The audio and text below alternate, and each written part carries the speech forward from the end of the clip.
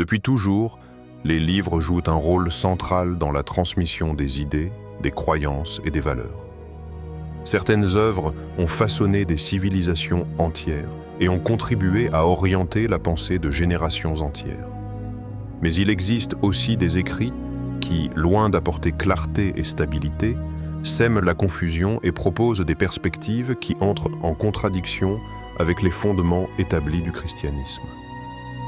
Dans un monde où l'accès à l'information n'a jamais été aussi simple et rapide, de nombreux lecteurs se retrouvent confrontés à une abondance de textes religieux ou spirituels qui prétendent offrir la vérité. Cette abondance, loin d'éclairer, peut parfois égarer. La réalité, c'est que beaucoup de ces ouvrages se présentent avec des intentions séduisantes. Ils promettent la paix intérieure, la guérison émotionnelle, la sagesse universelle ou encore une connaissance spirituelle supérieure. Leur langage, souvent poétique et rassurant, attire l'attention d'un public large, composé aussi bien de chercheurs spirituels curieux que de croyants sincères en quête de réponses rapides à leurs interrogations. Mais derrière cette façade se cachent souvent des systèmes de pensée qui déplacent subtilement le centre de gravité spirituelle et qui amènent à reconsidérer, voire à remettre en question, des vérités considérées comme fondamentales dans la foi chrétienne. C'est précisément ce qui rend ces livres dangereux.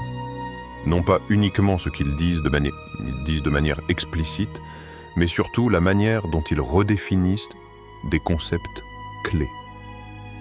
Là où le christianisme établit une cohérence basée sur une révélation claire, ces ouvrages ajoutent, modifient ou réinterprètent, créant un terrain de confusion.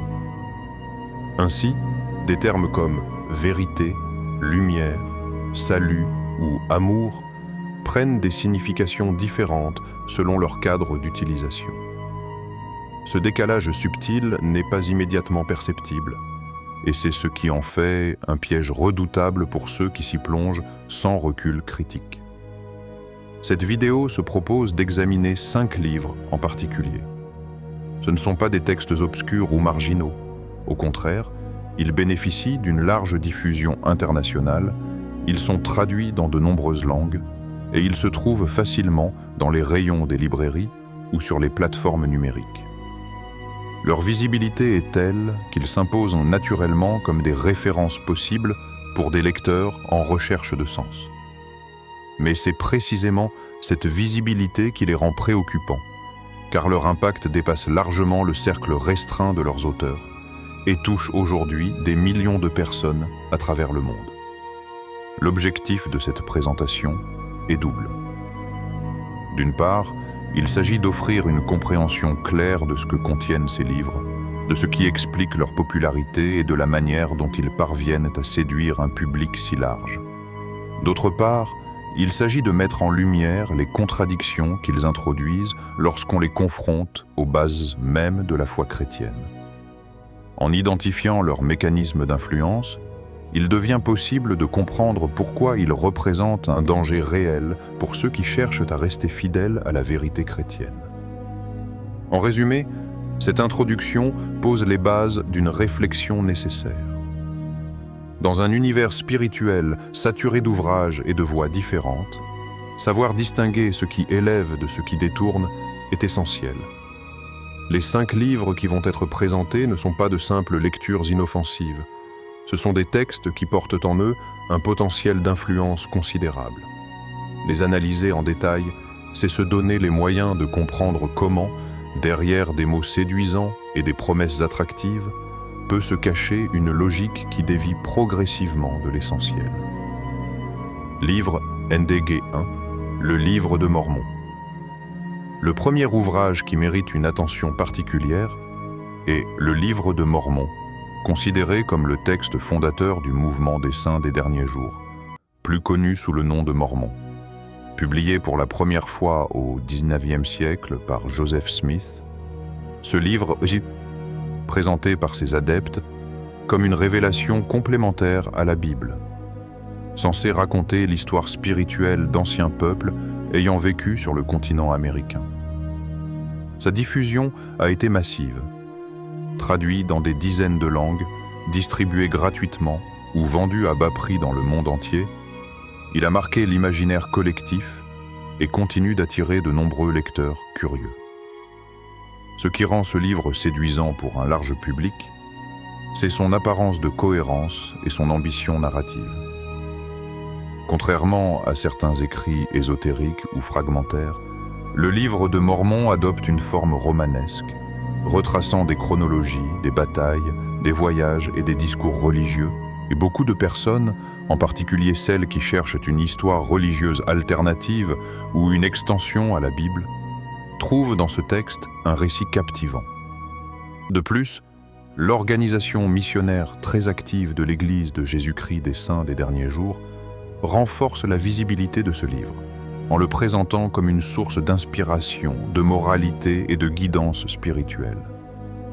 Cependant, au-delà de son style narratif attractif, ce texte s'éloigne des fondements bibliques et introduit des doctrines nouvelles qui remettent en question des éléments essentiels du christianisme classique.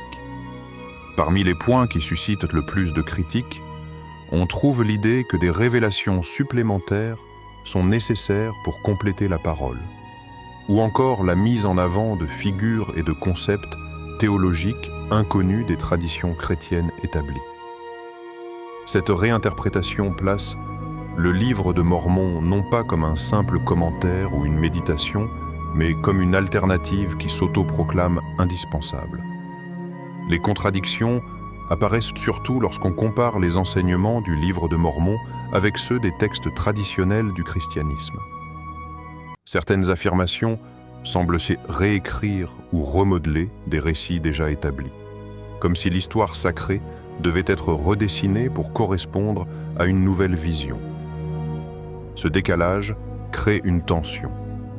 Les lecteurs qui cherchent une continuité harmonieuse avec la foi chrétienne sont amenés à constater que le contenu de ce livre ne s'intègre pas naturellement, mais impose une rupture. Les conséquences spirituelles d'une telle lecture sont importantes.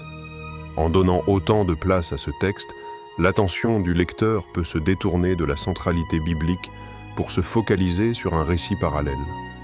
Au lieu de renforcer la foi chrétienne traditionnelle, le livre de Mormon invite à adopter une perspective entièrement nouvelle qui dévie progressivement vers une identité spirituelle distincte. Beaucoup de personnes qui s'y plongent finissent par s'identifier davantage à la structure doctrinale propre au mormonisme qu'aux fondements universellement partagés du christianisme historique. Des exemples concrets de cette influence peuvent être observés dans la manière dont certains lecteurs, séduits par les récits héroïques et les discours spirituels du livre, en viennent à croire que la Bible seule n'est pas suffisante. Le texte devient alors un outil de persuasion qui, loin de compléter, prend la place centrale dans la réflexion spirituelle. Cette substitution progressive transforme l'approche de la foi en orientant les croyants vers une vision qui repose davantage sur des traditions récentes que sur les racines anciennes du christianisme. En résumé, le livre de Mormon attire par son accessibilité, son récit captivant et sa diffusion mondiale, mais il introduit des doctrines et des perspectives qui bouleversent la cohérence chrétienne traditionnelle.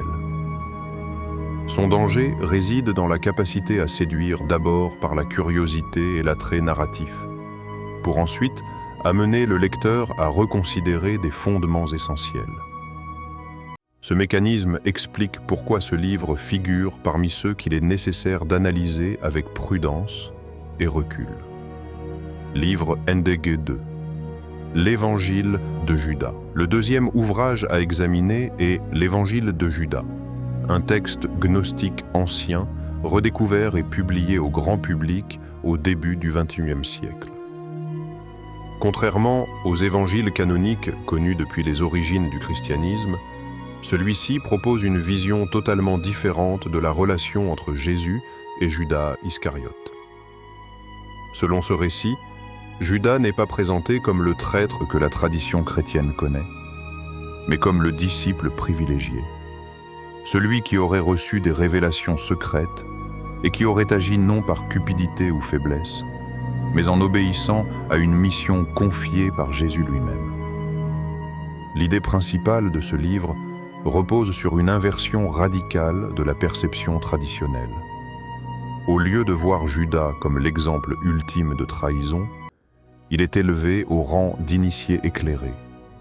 Cette relecture séduit par son caractère novateur et provocateur, car elle bouleverse l'imaginaire collectif et remet en question une figure biblique profondément ancrée dans la conscience chrétienne. Le lecteur est attiré par cette perspective alternative qui donne un sentiment d'accès à un savoir caché, comme si l'histoire que l'on croyait universelle avait une autre version tenue secrète. Ce type de message s'inscrit dans le courant gnostique, un mouvement spirituel ancien qui prônait l'existence d'une connaissance supérieure réservée à une élite. Dans cette perspective, les vérités ne sont pas accessibles à tous, mais uniquement à ceux qui détiennent la clé d'un enseignement caché. L'évangile de Judas reflète parfaitement cette mentalité, en présentant des dialogues mystérieux, des concepts ésotériques et une hiérarchie spirituelle complexe. En plaçant Judas dans la position du disciple favorisé, il véhicule l'idée que les traditions chrétiennes ont déformé la vérité et qu'une lecture alternative existe pour ceux qui souhaitent aller au-delà de ce qui est généralement admis. Les dérives spirituelles qui découlent d'un tel texte sont multiples. D'abord, il introduit un relativisme qui amène à penser que les récits traditionnels ne seraient qu'une version parmi d'autres, sans hiérarchie claire entre vérité et mensonge. Ensuite, il favorise une fascination pour le secret, le caché et le mystérieux, ce qui attire naturellement les personnes en quête d'expériences spirituelles particulières ou d'un sentiment d'exclusivité. Enfin, il propose une image de Jésus qui n'est plus le maître universel donnant une voie de salut ouverte à tous, mais un personnage ésotérique qui transmet un savoir réservé à une minorité. Cette vision fragilise l'idée même d'un message universel et accessible. L'influence occulte de ce type d'écrit est également manifeste. En glorifiant une figure associée à la trahison et en la transformant en guide spirituel, le texte ouvre la porte à une réhabilitation des forces considérées comme négatives dans le christianisme. Ce renversement séduit ceux qui sont attirés par l'idée de dépasser les limites établies et d'explorer des zones interdites.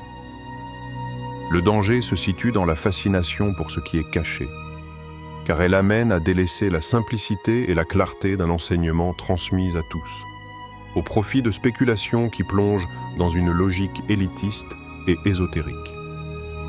La séduction pour les croyants provient également du prestige intellectuel qui accompagne souvent la redécouverte de textes anciens.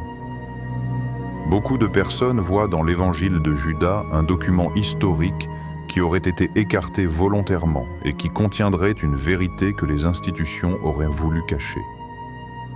Cette posture de contestation attire ceux qui se méfient des traditions établies et qui recherchent une voie spirituelle plus libre. En réalité, cette attraction peut conduire à un détachement progressif vis-à-vis de la foi chrétienne classique et à une fascination croissante pour des doctrines qui privilégient le secret et l'élite spirituelle. En résumé, l'évangile de Judas présente un récit séduisant par sa nouveauté et sa capacité à remettre en cause une figure biblique emblématique. Toutefois, son message repose sur une inversion des valeurs fondamentales, une vision ésotérique du salut et une exaltation du secret qui éloigne de l'idée d'une vérité universelle et accessible à tous. Sa diffusion montre combien de lecteurs sont attirés par la promesse de connaissances cachées, mais elle révèle aussi les risques liés à une spiritualité qui s'écarte des bases du christianisme historique. Livre Andegay 3, Le secret. Le troisième ouvrage qui mérite une analyse particulière est Le secret, écrit par Rhonda Byrne et publié en 2006.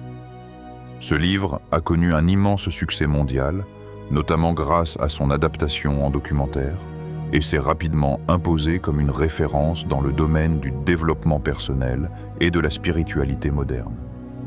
Il repose sur un principe central, la loi de l'attraction. Selon cette idée, les pensées humaines auraient un pouvoir magnétique capable d'attirer dans la vie de chacun les événements, les relations et les circonstances qui correspondent à l'énergie émise par l'esprit. En d'autres termes, penser de manière positive conduirait à recevoir des choses positives, tandis que des pensées négatives attireraient le malheur. Le message du livre séduit par sa simplicité et son caractère motivant.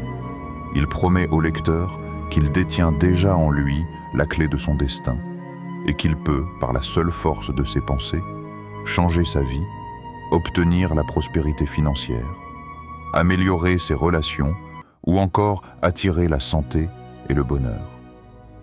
Cette vision donne un sentiment d'autonomie et de contrôle total sur l'existence, ce qui plaît à un large public désireux de solutions rapides et accessibles. Le succès du livre tient aussi à son style accessible, à ses nombreux témoignages et à la promesse implicite que tout le monde peut atteindre une vie idéale s'il applique correctement la loi de l'attraction. Cependant, une analyse attentive révèle plusieurs contradictions avec la foi chrétienne et plus largement avec toute vision spirituelle fondée sur une transcendance extérieure à l'homme. Tout d'abord, le livre place l'individu et ses pensées au centre de l'univers, ce qui revient à faire de l'homme lui-même une sorte de divinité créatrice. Cette conception entre en contradiction avec l'idée que l'existence est guidée par une volonté supérieure et que l'être humain, bien qu'acteur de ses choix, n'est pas maître absolu du destin. Ensuite, la loi de l'attraction réduit la réalité spirituelle à un mécanisme impersonnel, une sorte de formule magique psychologique où l'univers répond mécaniquement à ce qui est pensé, sans référence à une dimension morale ou relationnelle. Les dangers cachés de ce livre se situent à plusieurs niveaux. D'abord, il véhicule une forme d'idolâtrie moderne où le pouvoir absolu est attribué à la pensée humaine et à la capacité de visualisation. Au lieu de reconnaître une autorité extérieure, il encourage à adorer ses propres désirs et à croire qu'ils peuvent se matérialiser uniquement par la force de l'esprit. Ensuite, il instaure un relativisme dangereux. Peu importe ce qui est recherché, qu'il s'agisse de richesses matérielles, de relations ou même de désirs plus douteux, la loi de l'attraction les valide tous sans distinction éthique. Ainsi, la frontière entre le bien et le mal disparaît au profit d'une logique centrée sur la satisfaction personnelle. Enfin, ce système peut générer de la culpabilité et de la frustration chez ceux qui n'obtiennent pas ce qu'ils désirent, car l'échec est interprété comme un manque de foi ou de pensée positive, ce qui peut fragiliser psychologiquement les individus. Les raisons de l'attrait de The Secret sont nombreuses. Sa promesse d'une vie meilleure attire naturellement ceux qui souffrent de difficultés financières, relationnelles ou émotionnelles. Il séduit également un public en quête de spiritualité non religieuse, car il offre un cadre spirituel sans dogme institutionnel ni règles morales contraignantes. Sa présentation moderne et motivante le rapproche des tendances actuelles du bien-être et du développement personnel, ce qui en fait un outil séduisant pour quiconque cherche des solutions rapides. De plus, il flatte l'ego en affirmant que l'homme est la source ultime de sa propre transformation. Une idée qui rencontre un fort écho dans des sociétés où l'autonomie individuelle est valorisée. En résumé, Le Secret propose une vision séduisante mais trompeuse de la réalité spirituelle. Il place l'individu et ses pensées comme unique centre de pouvoir, introduit une forme d'idolâtrie en substituant la volonté humaine à toute transcendance, et promeut un relativisme qui efface toute notion de bien et de mal. Son succès tient à la promesse d'un contrôle absolu sur la vie et à son langage simple et motivant. mais ces conséquences peuvent mener à une confusion profonde entre désir personnel et vérité spirituelle. Livre Andege 4. Conversation avec Dieu. Le 4e ouvrage analysé est Conversation avec Dieu, écrit par Neale Donald Walsch et publié pour la première fois en 1995. L'auteur affirme que ce livre est le fruit d'un dialogue qu'il aurait entretenu avec Dieu, suite à des moments de questionnement intenses sur sa vie et sur le sens de l'existence. Rapidement devenu un best-seller mondial, ce texte a été traduit dans de nombreuses langues et a touché un large public, allant des lecteurs en quête de spiritualité aux personnes intéressées par le développement personnel et la méditation. Sa popularité repose sur le fait qu'il se présente comme un guide direct et intime, donnant au lecteur l'impression d'accéder à une sagesse divine accessible à tous. Les enseignements proposés par le livre tournent autour de plusieurs idées principales. L'univers répond aux pensées et aux intentions de chacun. Les concepts traditionnels de bien et de mal sont redéfinis, laissant place à une vision plus fluide et personnalisée de la morale. La spiritualité est avant tout une expérience individuelle, indépendante des institutions religieuses. La relation avec Dieu est directe et personnelle, sans nécessité d'intermédiaire ou de textes sacrés existants. Ces enseignements séduisent par leur apparente simplicité et par la promesse d'autonomie spirituelle. Le lecteur est encouragé à remettre en question les structures établies, à se concentrer sur son expérience intérieure et à créer sa propre conception de Dieu et de la spiritualité. Cette approche attire particulièrement les personnes qui cherchent des réponses rapides à des questions existentielles ou qui ressentent une distance avec les institutions religieuses traditionnelles. Cependant, une lecture attentive révèle plusieurs erreurs doctrinales. Le livre introduit une redéfinition de concepts spirituels fondamentaux, ce qui conduit à une logique où la vérité devient relative et personnelle. La notion d'autorité spirituelle est entièrement transférée de sources établies vers l'individu, ce qui peut générer une perception erronée selon laquelle chaque expérience intérieure est automatiquement correcte ou universelle. De plus, certaines affirmations contredisent directement les fondements classiques de la foi chrétienne, notamment en minimisant le rôle de textes sacrés et en remplaçant la révélation traditionnelle par une révélation subjective. Le texte entretient aussi un lien avec des mouvements non chrétiens et des courants alternatifs de spiritualité moderne. Ces idées trouvent un écho auprès des adeptes du New Age, des pratiques de méditation orientale et de philosophie ésotérique qui valorisent l'autonomie individuelle et l'expérimentation spirituelle personnelle. Cette proximité avec des courants extérieurs au christianisme traditionnel contribue à diffuser une vision syncrétique où diverses pratiques et croyances se mêlent librement. Le livre est ainsi devenu une référence pour ceux qui recherchent une spiritualité globale, ouverte et flexible, souvent détachée des cadres religieux classiques. En résumé, Conversation avec Dieu se présente comme un guide spirituel accessible et intime, séduisant par sa promesse d'autonomie et de dialogue direct avec le divin. Toutefois, il repose sur une redéfinition des concepts fondamentaux, introduit des perspectives doctrinales divergentes et s'inscrit dans un univers de pensée qui dépasse largement les limites de la foi chrétienne traditionnelle. Sa diffusion et sa popularité montrent combien il peut influencer des lecteurs en quête de spiritualité personnelle, mais aussi combien il dévie des fondements établis. Livre Andege 5. La Bhagavad Gita, le 5e ouvrage à analyser, est la Bhagavad Gita, un texte central de l'hindouisme vieux de plusieurs millénaires. Il est présenté comme un dialogue entre le prince Arjuna et Krishna, considéré comme un guide divin. Le livre expose différentes voies pour atteindre la libération spirituelle, notamment la dévotion, la méditation, le détachement matériel et la discipline personnelle. Il est largement reconnu comme un texte de sagesse spirituelle et a été étudié à travers le monde, non seulement en Inde, mais aussi en Occident, où il a influencé de nombreux mouvements de développement personnel et de spiritualité globale. Sa popularité repose sur plusieurs facteurs. Tout d'abord, le texte est rédigé dans un style poétique et narratif qui facilite l'identification du lecteur aux personnages et aux situations.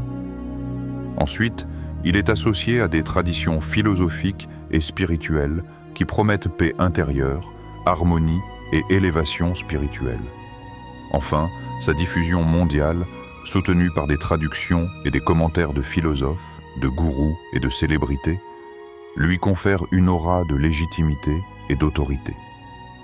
Ces éléments expliquent pourquoi de nombreux lecteurs, y compris des chrétiens en quête de réponses spirituelles, sont attirés par ce texte et considèrent ses enseignements comme universels et applicables à tous. Cependant, une lecture attentive révèle que le livre véhicule des enseignements contraires à la parole chrétienne. Il met l'accent sur la réincarnation et le karma comme loi fondamentale régissant l'existence, ce qui contredit les notions traditionnelles de vie unique et de jugement.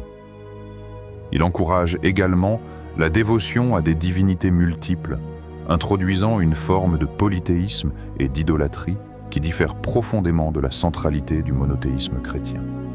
Le texte favorise une approche relative de la spiritualité où toutes les voies seraient équivalentes, et il insiste sur l'autonomie de l'individu dans sa progression spirituelle, diminuant le rôle d'un guide ou d'une vérité universelle. Les conséquences spirituelles de la lecture et de la pratique des enseignements de la Bhagavad Gita peuvent être significatives. Les lecteurs peuvent en développer un intérêt pour des pratiques et des philosophies étrangères au christianisme traditionnel, ce qui entraîne une confusion des repères et un éloignement progressif de leur base de foi. L'accent sur la réincarnation et la recherche de la libération par des techniques personnelles peut amener à substituer la reliance à une autorité transcendante par la dépendance à des méthodes spirituelles ou à des figures charismatiques orientales. Cette influence subtile peut détourner l'attention de l'individu de la centralité des enseignements bibliques et de la tradition chrétienne. En résumé, la Bhagavad Gita est un texte séduisant par son style, sa profondeur philosophique et sa renommée mondiale. Elle attire les lecteurs par la promesse d'une sagesse universelle et d'une élévation spirituelle accessible à tous. Toutefois, son contenu introduit des doctrines divergentes qui modifient la compréhension de concepts fondamentaux tels que la vie, la mort, la divinité et le salut. Sa popularité et son influence démontrent combien ce livre peut fasciner, mais aussi combien il représente un point de déviation pour ceux qui cherchent à rester centrés sur une perspective chrétienne traditionnelle.